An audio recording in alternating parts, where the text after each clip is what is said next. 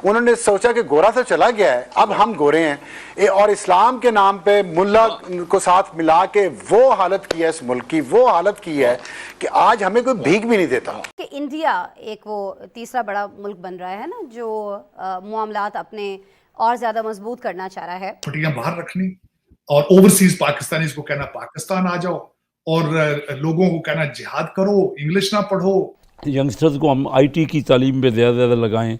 देखिए India 100 billion dollar से plus की उनकी सिर्फ आईटी की एक्सपोर्ट हो गई।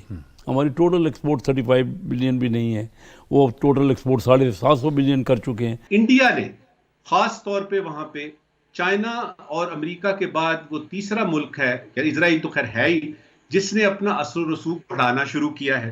ये नसीब ही नहीं यहाँ नहीं। चले फिर वे फॉरवर्ड क्या है ना सर, ये तो पता लग गया हमारी औकात क्या है, हमें लीड करने वाले कौन है, फिर यहाँ से आगे क्या, हम इसी को पीटते रहेंगे। मईशत बहुत ही तकलीफदेह हालात में है। हम डिफ़ॉल्ट की सूरत हाल से पिछले तकरीबन 1 साल से, तो बजाय इसके कि इंडिया इस तरह से तीसरा मुल्क बन रहा है, आपको नहीं लगता कि तीसरा मुल्क पाकिस्तान को होना चाहिए है? फिर जिस तरह से पाकिस्तान ने इन मुख्तलिफ ममालिक के अंदर हमेशा गलतफहमियाँ दूर करने के लिए एफर्ट्स की हैं, पाकिस्तान की जितनी कुर्बानियाँ रही हैं, जितनी एफर्ट्स रही हैं, उनको मद्देनज़र रखते हुए चाइना के साथ मिलकर हमें आगे आना चाहिए सर, हम क्यों पीछे रह रहे हैं? लेकिन इसका जवाब जो है ना वो जरा थोड़ा सा उसमें यानी मिठास नहीं है उस जवाब में। वो इसलिए कि हमारी कुछ 1-2 पिछली हुकूमतों ने अपनी पॉलिसीज की वजह से, खासतौर पे जो पिछली हुकूमत थी, और उसमें आपको याद होगा कि सऊदी अरेबिया को हमने बड़ा सख्त नाराज किया ओआईसी के ज़िमन में, मलेशिया वगैरह की तरफ तवज्जो दी कि जी हम अपनी ओआईसी अलहदा से बनाएंगे। कुछ बयानात हमारे पुराने वजीर खारजा ने दे दिए जिससे हमने नाराज किया।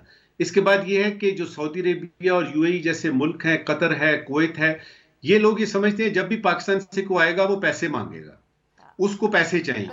अब ये कैसा समझा जा रहा है बदनसीबी है। तो इसलिए अब ये कहना कि जी चाइना हमारी मदद करेगा, असमा चाइना हमारी कहां कहां मदद करे। हमारी इंपोर्ट पूरी नहीं हो रही, महंगाई 35-40% चली गई जो तारीख में पहली बार हुआ है। उसके अलावा जो इंटरेस्ट रेट आप देख रहे हैं कि 21% तो प्राइम रेट हो गया है। हमारे पास रिजर्व हैं नहीं, हम हर मुल्क से कह रहे हैं कि कोई ना कोई हमें इमदाद करें। इसके लिए देखिए हमारे मुल्क के अंदर चाहिए तो यही था ना कि इंतशार को ख़त्म किया जाए।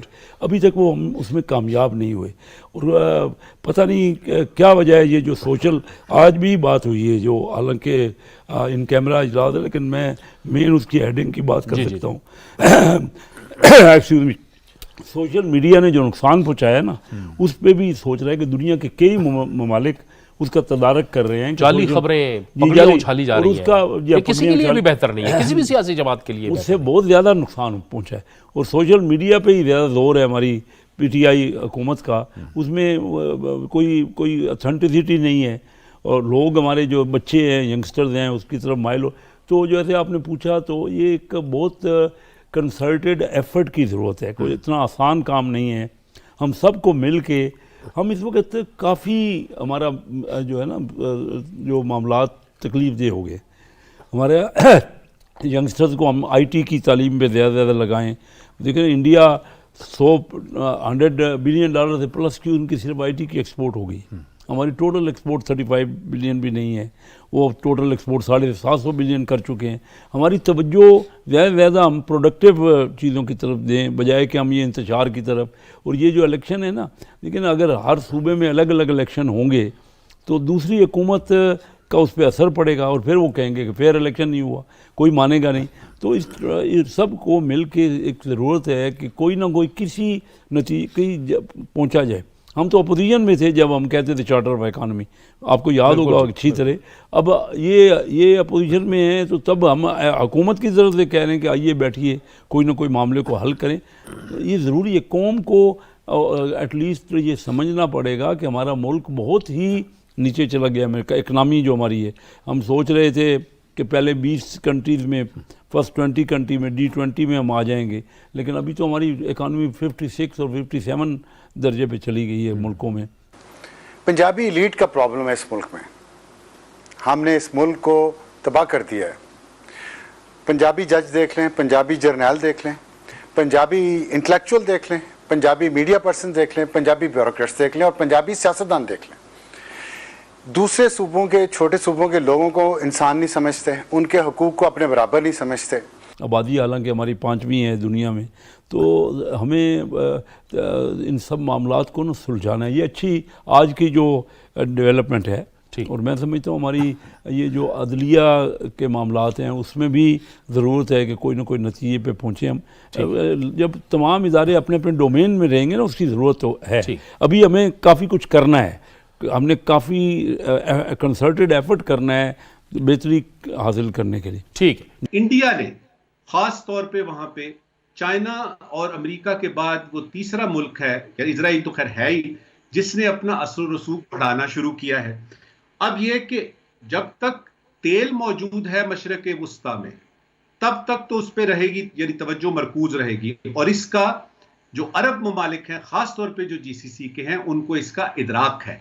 लिहाजा वो अपनी तेल के अलावा तिजारत कैसे करनी है, किस तरीके, यहां तक कि मैं आपको एक मजे की बात बताऊं कि यूएई जैसा मुल्क जिसको कि क्लाइमेट चेंज का कभी उसने देखा ही नहीं कि क्लाइमेट चेंज क्या होता है क्या नहीं होता, वो ऑफर करते हैं दुनिया को कि अगली जो सीओपी होगी, कॉन्फ्रेंस ऑफ पार्टीज होगी क्लाइमेट चेंज की, हम चाहेंगे कि वो यूएई में हो। ये हुआ आपका अंदरूनी जो है वो हिसाब किताब।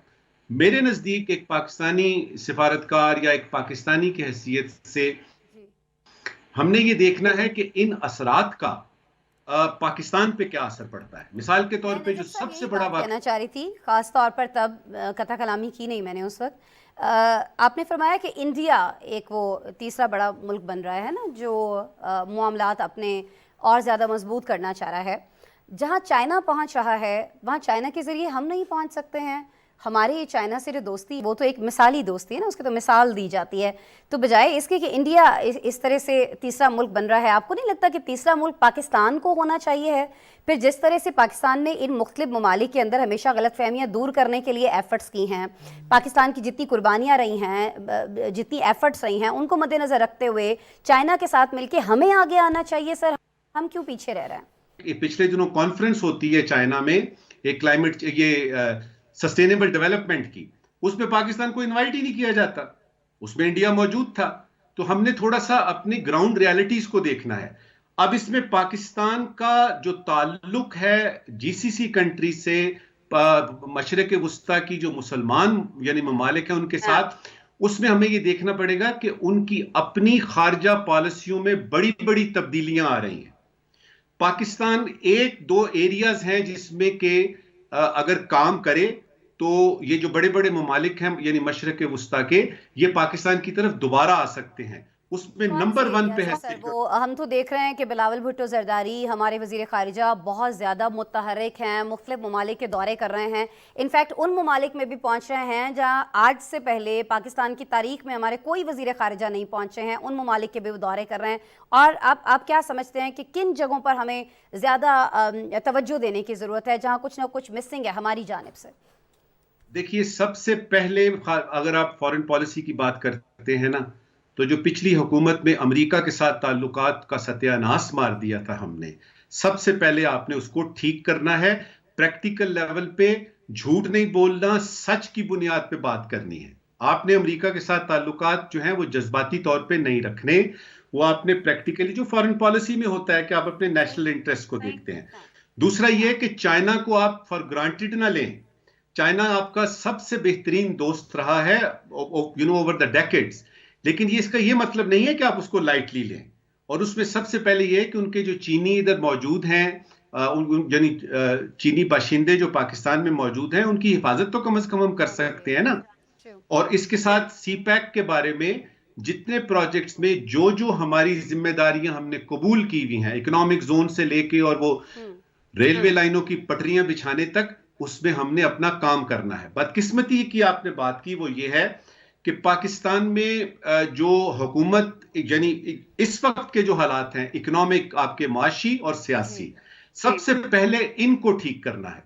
बिलावल जरदारी बेचारे कहां कहां जाएंगे और क्या क्या बातें करेंगे, क्योंकि दुनिया को सारे हालात का पता है। लिहाजा बेहतर तरीका यह है कि अपने मुल्क में, पाकिस्तान में आप ये जो सियासी इंतशार है इसको खत्म करें, अपनी इकोनॉमिक पॉलिसीज को मजबूत पैरों पे जमा के आगे की तरफ बढ़ें और दुनिया के साथ ताल्लुकात रखें फॉरेन पॉलिसी नेशनल इंटरेस्ट के एंगल से, जज्बाती तौर पे नहीं। और ये जज्बाती चीज जो है कम से कम मशरिक वुस्ता की हद तक, जो आपका यानी इस वक्त का टॉपिक है, उसमें तो बिल्कुल ना रखें। देखिए, मुसलमानों की बुनियाद पे, इस्लाम की बुनियाद पे अगर आपने ओआईसी को देखना है, मुझे बताइए किधर है इत्तेहाद ओआईसी का? ये अफगानिस्तान की बात हो, पाकिस्तान की और इंडिया की बात हो, तो उसमें हम देखते हैं कि सारे अपने अपने मफाद को देखते हैं। हमने ये बात समझनी